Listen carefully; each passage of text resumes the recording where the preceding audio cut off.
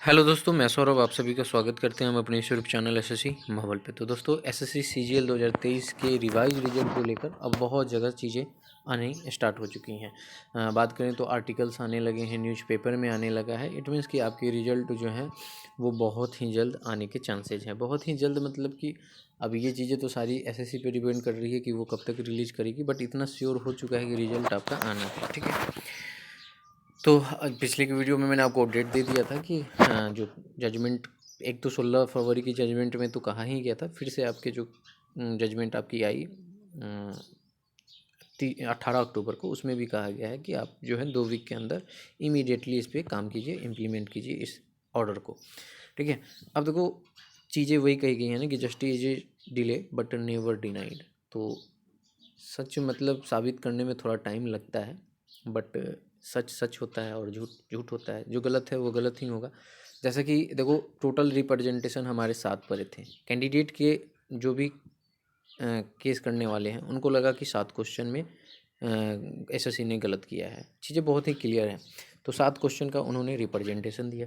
7 question में 6 question को dismiss कर दिया गया कि नहीं, एक्सप्लेनेशन जो है एसएससी के वो सही है और इसको सही माना जाता है। एक क्वेश्चन को आपकी हॉकी वाले को एसएससी के एक्सप्लेनेशन से चीज़ें क्लियर नहीं हो पाई कि ऐसा कुछ भी वर्ड नहीं है। ठीक है, तो उसको सही माना गया कि उसको कैंडिडेट के फेवर में दिया गया और एसएससी के अगेंस्ट गया वो चीज़।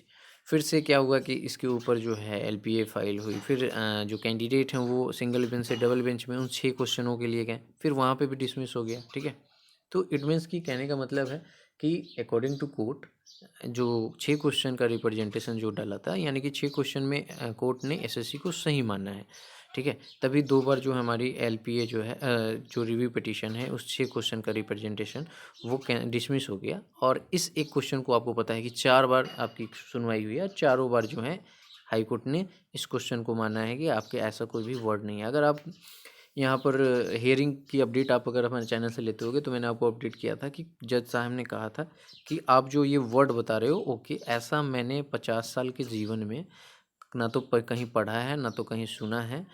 जबकि मैं उतना इंग्लिश का जानकार नहीं हूँ, फिर भी मैंने ऐसे वर्ड तो नहीं पढ़े हैं जो आप अभी बता रहे हो। तो इससे ये चीज़ें क्लियर है कि ऐसा कोई वर्ड नहीं है अकॉर्डिंग टू कोर्ट। ठीक है, तो चीज़ें क्लियर थी कि एक क्वेश्चन को चेंज करके दे देना है, बस इसमें डिले हुआ है।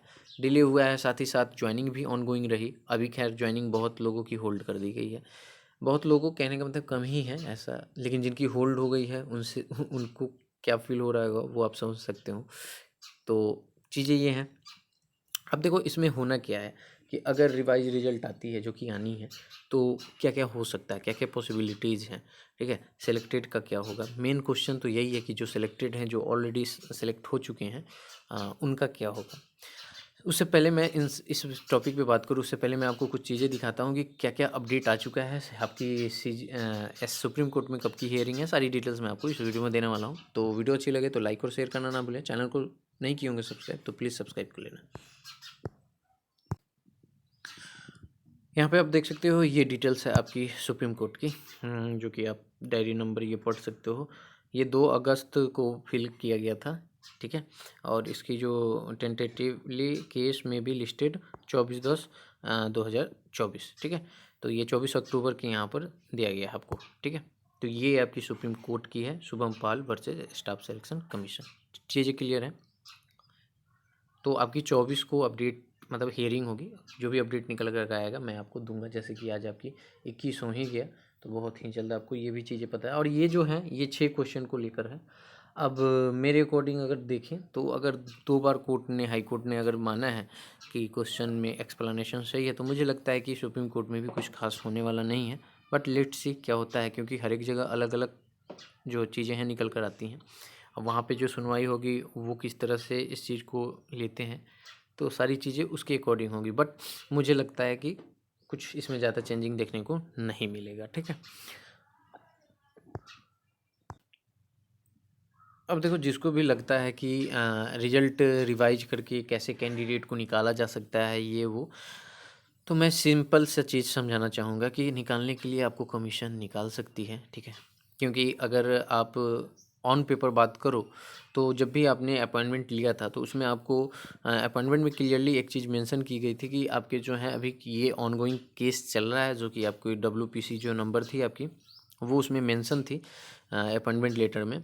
और उसमें यही चीज़ें लिखी गई थी कि इन केस इन फ्यूचर अगर कुछ भी इम्पैक्ट पड़ता है इस केस के रिगार्डिंग, मतलब इस केस से आपके रिजल्ट पे, ज्वाइनिंग पे, तो उसके अकॉर्डिंग चीज़ें चलेंगी। और उसके बाद में आपने क्या किया था, एक्नॉलेज करके उसको अपने डिक्लेरेशन देके ज्वाइनिंग की थी। तो चीज़ें क्या है कि आपको कमीशन निकाल भी सकती है, ऐसा कुछ भी नहीं है कि रिवाइज होगा तो आपको पता ही है कि निकलना है, ठीक है, अगर रिवाइज होता है तो इसलिए मैं 2 फरवरी को जब जजमेंट आया था तो उसके बाद मैंने आके आपको ये चीज़ें बताई थी कि एसएससी के पास ऑप्शन है एडिशनल रिजल्ट के। और वही चीज़ हुआ कि डबल बेंच में जब सुनवाई के लिए गई एसएससी तो वहाँ पर जज साहब ने कहा कि देखिए कुछ वैकेंसीज हों तो ऐड ऑन करके रिजल्ट को दे दीजिए। तो बस उस समय एसएससी ने कहा कि हमारे पास तो वैकेंसी ही नहीं है। तो समझ सकते हो कि क्या है चीज़ें। अब रिवाइज होती है, अब चलो कुछ लोग के कहना होगा कि अभी सुप्रीम कोर्ट बाकी है, सुप्रीम कोर्ट में कल होके मान लो कि सुप्रीम कोर्ट में भी यही ऑर्डर आ गया, फिर उसके बाद में तो रिवाइज तो होना ही है। तो रिवाइज होगा तो फिर तो कैंडिडेट बाहर होंगे ही, ठीक है। तो चीज़ें ये हैं, आप देख सकते हो ये 2017 का है, जो इस तरह का एक ये 2017 का है। आपको यहाँ पर क्या कहा गया था, रिवाइज रिजल्ट जो है आप देख सकते हो यहाँ पर टियर 2 के लिए CGL 2014। Similarly 44 candidate who were declared qualified earlier are now getting disqualified in tier 2। यानी कि जो केस चल रही थी वो टियर 2 के लिए चल रही थी, तो टियर 2 में उनको 44 कैंडिडेट को क्वालिफाई कर दिया गया था। और फिर उसके बाद में जब केस की जजमेंट जब अगेंस्ट में गया तो जो 44 कैंडिडेट थे जो क्वालिफाइड थे उनको डिसक्वालीफाई करके फिर से क्या किया गया, जो 44 कैंडिडेट नहीं क्वालिफाई किए थे उनको क्वालिफाई कराया गया। तो अब भी के अकॉर्डिंग की बात करें तो आप जो हैं यहाँ पर देख सकते हो कि हमारे पास जो है टोटल 799 कैंडिडेट हैं जो अफेक्टेड हो रहे हैं। सबसे पहले बात, आपके मन में कन्फ्यूजन है क्योंकि मेरे ग्रुप में भी है और बहुत सारे कैंडिडेट हैं जिनको लग रहा है कि 799 कैंडिडेट जो हैं वो टोटल बाहर होंगे और 799 कैंडिडेट जो हैं वो अंदर आएंगे। बिल्कुल भी ऐसा नहीं है। चीज़ें समझो क्या है, ये 799 कैंडिडेट के जो डाटा है ना, ये आंकड़ा ये कहता है कि इस वन क्वेश्चन के कारण अफेक्टेड हो गए। अफेक्टेड का मतलब है कि कुछ कैंडिडेट हैं जिनके पोस्ट रैंक चेंज होंगे, जिनके डिपार्टमेंट चेंज होंगे, जिनके एलोकेशन चेंज होंगे, ठीक है। कुछ कैंडिडेट ऐसे हैं जो इस क्वेश्चन के कारण फुल्ली आउट हो रहे हैं। तो वैसे में अगर देखो तो 150 प्लस के आसपास ये कैंडिडेट नज़र आते हैं, ठीक है, जो कि फुल्ली बाहर होते हैं। और यही है कि 150 कैंडिडेट जो इस क्वेश्चन के कारण जो आएंगे वो अंदर आएंगे, ठीक है। बहुत सारे कैंडिडेट का ये कहना है कि अगर रिवाइज होता है तो कट ऑफ भी चेंज होगी। कट ऑफ का यहाँ पे सवाल ही नहीं होता है क्योंकि सिर्फ एक क्वेश्चन का है, यहाँ पर समझ रहे हो। एक क्वेश्चन के जो 3 नंबर, जो आपके 4 नंबर गए हैं उसको ऐड ऑन करना है, जिसको 4 नंबर, उसको पर्टिकुलर क्वेश्चन के कारण 4 नंबर एक्स्ट्रा मिला है उसको माइनस करना है। सिंपल सा चीज़ है, ठीक है। तो ये 799 कैंडिडेट, कहने का मतलब ये टोटल 799 नहीं बाहर हो रहे हैं, ये 799 जो है अफेक्टेड हो रहे हैं। इट मीन्स कि इनकी पोस्ट और रैंक चेंज हो सकती है, ठीक है, रिवाइज रिजल्ट आने के बाद। अब चीज़ें देखो आर्टिकल्स में क्या क्या छप रहा है वो मैं आपको दिखा देता हूँ।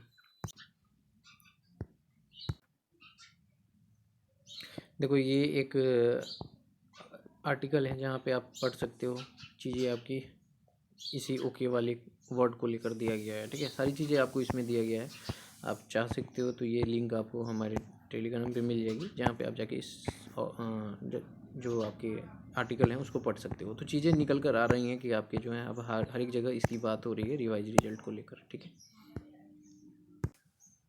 एक आर्टिकल आपका यहाँ है, Delhi high court uphold decision against SSC uses of slang in exam answer, okay. तो यहाँ पे आप देख सकते हो ये आपकी अपडेट दी गई है, आप पढ़ सकते हो। मैं आप इतना पढ़ के वीडियो क्यों लंबा करूँ, सारी चीज़ें यहाँ पर दी गई हैं, ठीक है। मैं आर्टिकल आपको दिखा रहा हूँ जहाँ जहाँ ये अपडेट निकल कर आ रहा है, ठीक है।